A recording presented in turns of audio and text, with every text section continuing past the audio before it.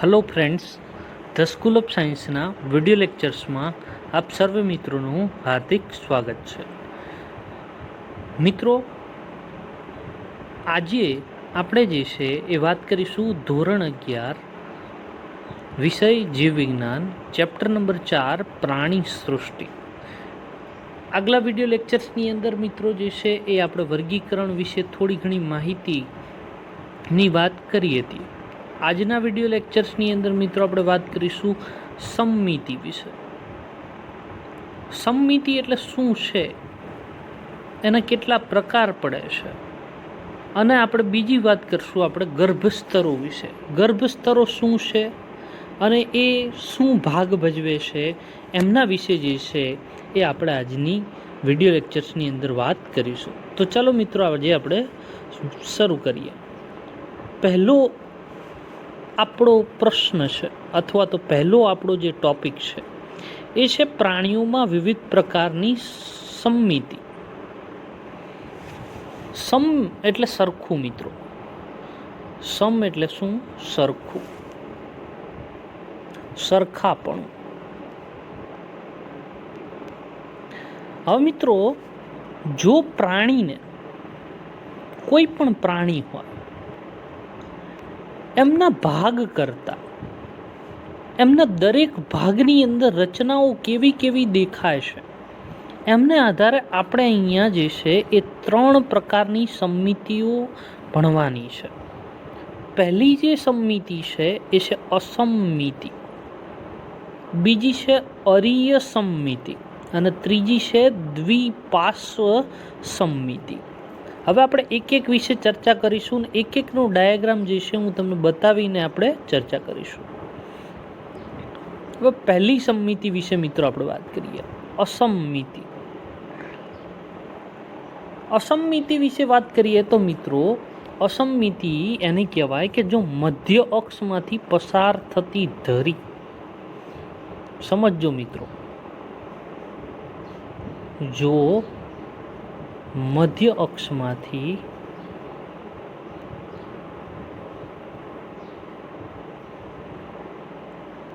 પસાર થતી ધરી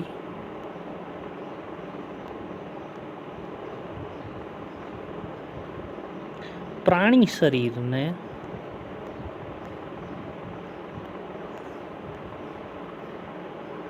સરખા ભાગોમાં વિભાજિત ન કરે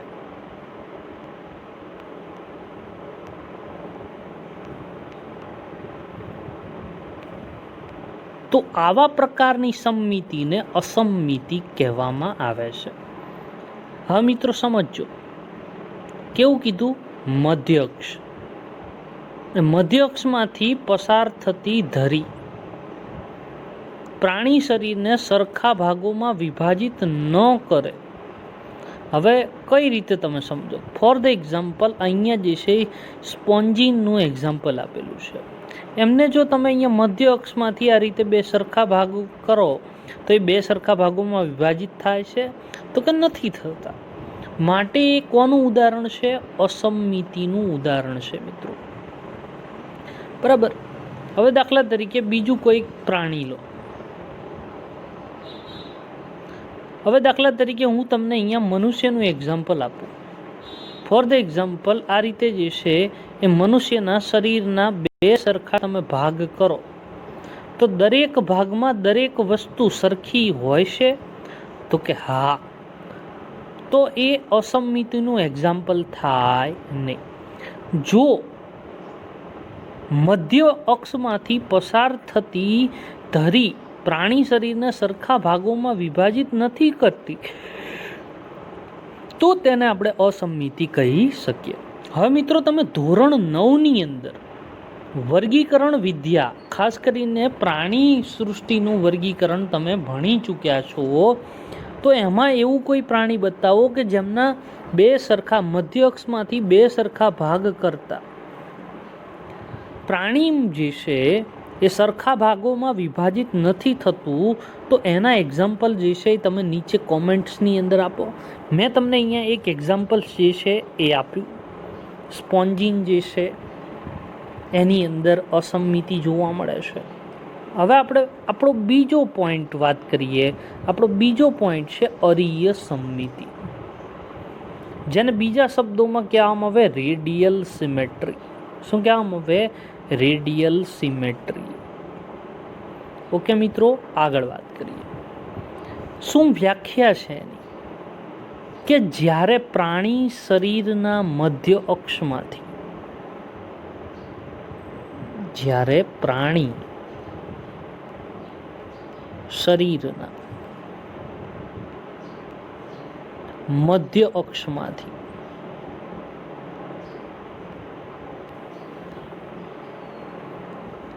પસાર થતી ધરી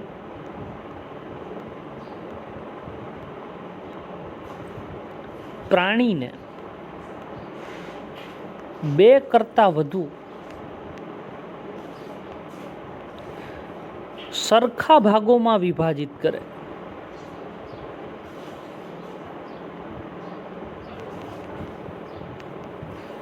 તો આ પ્રકારની સમમિતિને અરીય સમમિતિ તરીકે ઓળખવામાં આવે છે.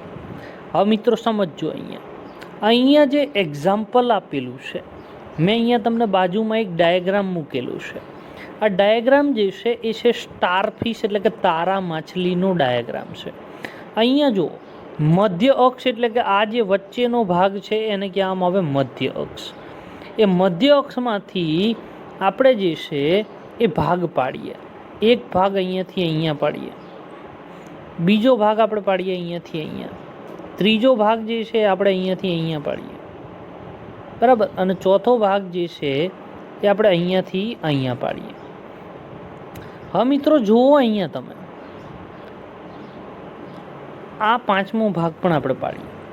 અહીંયા તમે જોઈ શકો છો કે પ્રાણી જે શરીર છે એને આપણે ઘણા બધા ભાગોની અંદર જે છે એ ડિવાઈડ કરી શકીએ છીએ, અને મોટે ભાગે અહીંયા દરેક ટુકડો જે છે એ સમાન હશે. તો આવા પ્રકારની જે છે સમમિતિ એને આપણે કહી શકીએ છીએ અરીય સમમિતિ. અરીય સમમિતિનું એક એક્ઝામ્પલ મિત્રો મેં તમને આપ્યું. એક્ઝામ્પલ શું? અહીંયા જે ડાયાગ્રામ છે એ છે સ્ટારફિશ એટલે કે તારા માછલી.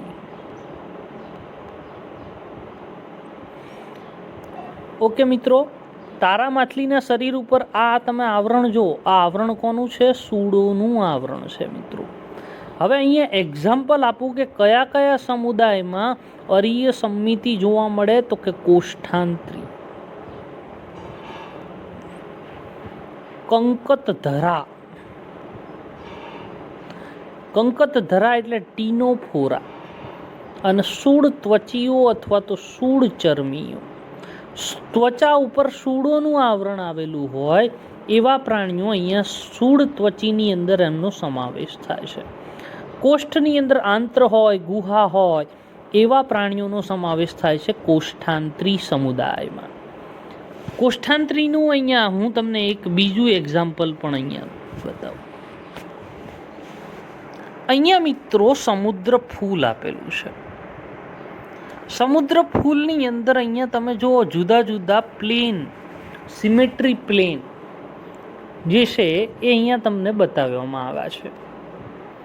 હવે એની મદદથી અહીંયા તમે જુઓ કે બધી બાજુથી સિમેટ્રી પ્લેન જાય છે.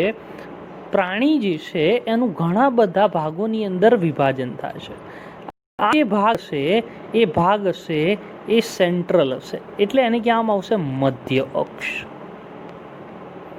કેવો અક્ષ કહેવામાં આવે? મધ્ય અક્ષ. આ જ રીતે મિત્રો હું તમને હજી એક પ્રાણીનું એક્ઝામ્પલ આપું. દાખલા તરીકે કોષ્ઠાંત્રીની અંદર હાઇડ્રા.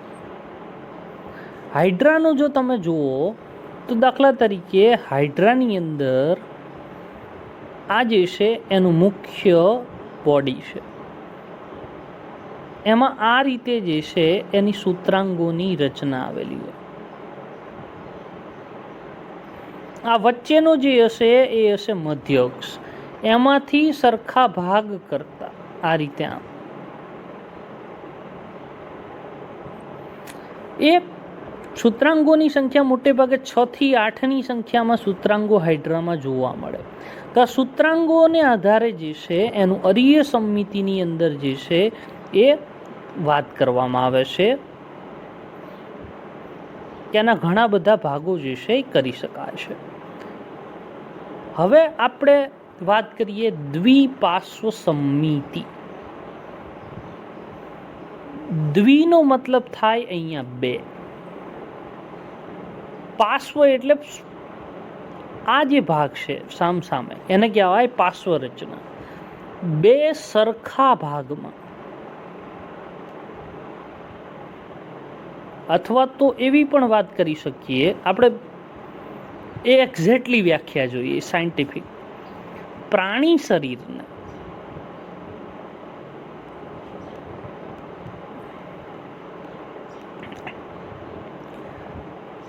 મધ્ય અક્ષ પર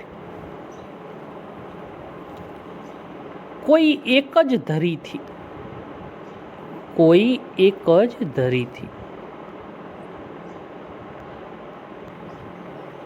બે સરખા ડાબા અને જમણા, અથવા તો તમે એવું પણ લખી શકો કે બે સરખા ભાગમાં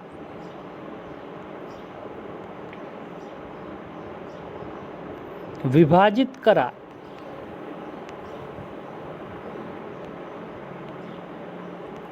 તો તેવી સંમિતિને કેવી કહેવામાં આવે છે? સમદ્વિપાર્શ્વ સંમિતિ, અથવા તો ઘણા લોકો એને સમદ્વિપાર્શ્વ સંમિતિ તરીકે, સમ એટલે સરખા, કારણ કે બે જ ભાગ છે. હવે અહીંયા મિત્રો તમે જુઓ આકૃતિની અંદર આ જે તમને ઊભી લાઈન જે દેખાય છે, ડોટેડ લાઈન, આ ડોટેડ લાઈન શું છે? એ મધ્ય ધરી છે. અહીંયા મેં જે એક્ઝામ્પલ આપ્યું છે એ એક્ઝામ્પલ આંટનું છે, કીટકનું છે મિત્રો. એનો સમાવેશ સંધિપાદ સમુદાયની અંદર થાય છે. કયા સમુદાયની અંદર? સંધિપાદ સમુદાય, સાંધાવાળા ઉપાંગો ધરાવતો સમુદાય. દુનિયાના 10 પ્રાણીમાંથી 7 પ્રાણીઓ જે છે એ આ સમુદાયની અંદર આવેલા છે. અહીંયા જે તમને આકૃતિ છે એ આંટ, કીડી અથવા તો તમે મકોડો કહી શકો એની છે. એની અંદર તમે જોઈ શકો કે એમને બે સરખા ભાગોમાં શરીર વિભાજિત કરતા બંને ભાગ જે છે એ સમાન જ જોવા મળે છે. તો આ પ્રકારની સંમિતિ જે છે એને સમદ્વિપાર્શ્વ સંમિતિ તરીકે ઓળખવામાં આવે છે. બીજું એક્ઝામ્પલ મનુષ્ય તમે લઈ શકો. મનુષ્યમાં બે ભાગ પડે કે ન પડે? પછી અહીંયા તમે જુઓ પતંગિયું જે છે એ આપેલું છે. આ સિવાય સમદ્વિપાર્શ્વ એટલે કે બાયલેટરલ સિમેટ્રી ના એક્ઝામ્પલ હું તમને વાત કરું તો નુપુરક સમુદાય, અળસિયું જે છે, રેતી કીડો, આ બધા નુપુરક સમુદાયની અંદર આવશે. કોણ? અળસિયું, રેતી કીડો. ત્યાર પછી સંધિપાદ સમુદાય. સંધિપાદ સમુદાયની અંદર વીછી, કરચલા, આ સિવાય કીટકો, કીટકોની અંદર માખી, વંદા, આ બધાનો સમાવેશ શેમાં થાય છે? સંધિપાદ સમુદાયની અંદર થાય છે મિત્રો. તો આ થયા સમદ્વિપાર્શ્વ સંમિતિ. કોણ? નુપુરક, સંધિપાદ. ઓકે મિત્રો, આગળ વાત કરીએ. ગર્ભસ્તરીય આયોજનની વાત કરતા પહેલા હું તમને પ્રથમ સ્લાઇડ ઉપર લઈ જઈશ. અહીંયા જો મેં તમને 3 સિમેટ્રીના 3 ફોટોગ્રાફ્સ જે છે આપેલા છે.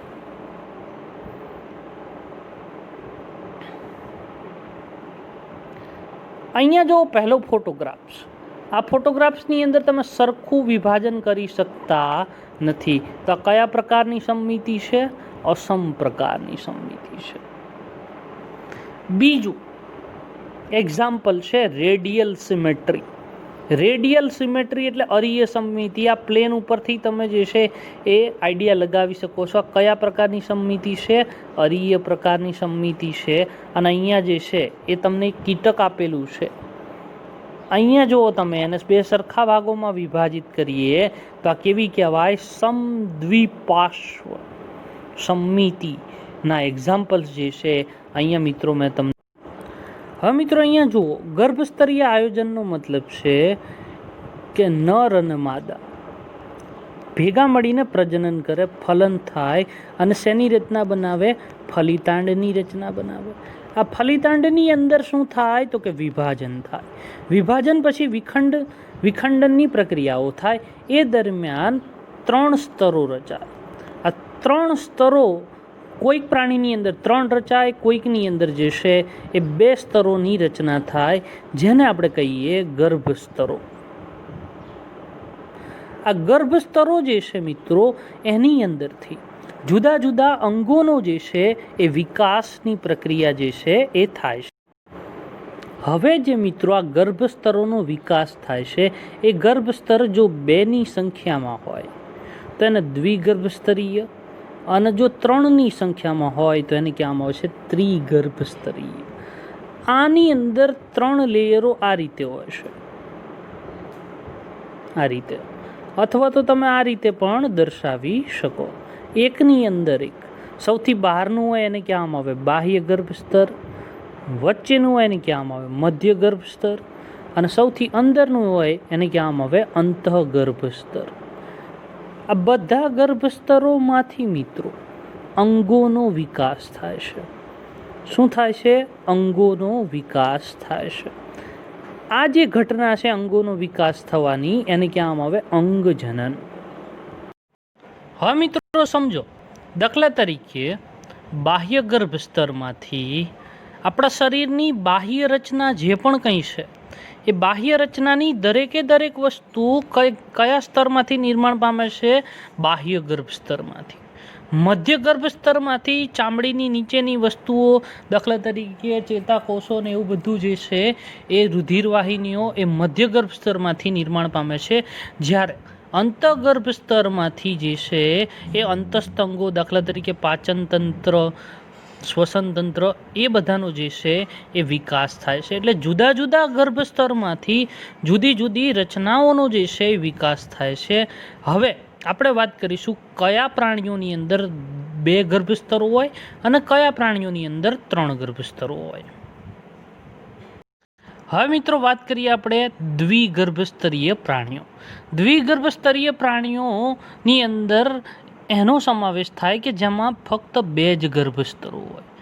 બહારનું જે છે એને કહેવામાં આવે બાહ્ય ગર્ભસ્તર, અંદરનું જે છે એને કહેવામાં આવે અંતઃગર્ભસ્તર. ઓકે મિત્રો, બહારનું બાહ્ય ગર્ભસ્તર, અંદરનું અંતઃગર્ભસ્તર. આ 2 જે ગર્ભસ્તરો છે એમની વચ્ચેનો જે આ ભાગ છે, જે પિંક કલરનો દેખાશે, એ છે મધ્ય શ્લેષ્મ સ્તર. શું છે? મધ્ય શ્લેષ્મ સ્તર જે છે એ છે મિત્રો. હવે બીજી વસ્તુ સમજો કે અહીંયા કોનો સમાવેશ થાય છે? દ્વિગર્ભસ્તરીય પ્રાણીઓની અંદર કોષ્ઠાંત્રી પ્રાણીઓનો સમાવેશ થાય છે. કયા પ્રાણીઓનો? કોષ્ઠાંત્રીઓનો જે છે એ સમાવેશ થાય છે, કે જેમના કોષ્ઠની અંદર આંત્ર. હવે મિત્રો આપણે વાત કરીએ ત્રિગર્ભસ્તરીય પ્રાણીઓ વિશે. અહીંયા તમે જોઈ શકો છો, આ જે છે એ બાહ્ય ગર્ભસ્તર છે, આ જે છે એ છે મધ્ય ગર્ભસ્તર, અને આ જે છે એ છે અંતઃગર્ભસ્તર. 3 ગર્ભસ્તરોની રચના ધરાવે છે. માટે કોણ ભ્રૂણ જે છે એ 3 ગર્ભસ્તરોની રચના ધરાવે છે. માટે એને કેવા કહેવામાં આવે છે? ત્રિગર્ભસ્તરી મિત્રો. ઓકે, આમાં કોનો સમાવેશ થાય છે? તો કે પૃથુકૃમિથી લઈને મેરુદંડી સુધીના દરેકે દરેક પ્રાણીઓનો જે છે ગર્ભસ્તર કેવું હોય? તો કે 3 ગર્ભસ્તરીય, ત્રિગર્ભસ્તરીય જે છે એ હોય છે મિત્રો. હવે મિત્રો આજના વિડીયો લેક્ચર્સમાં આટલું જ. વધુ ચર્ચા જે છે એ આવતા વિડીયો લેક્ચર્સમાં કરીશું.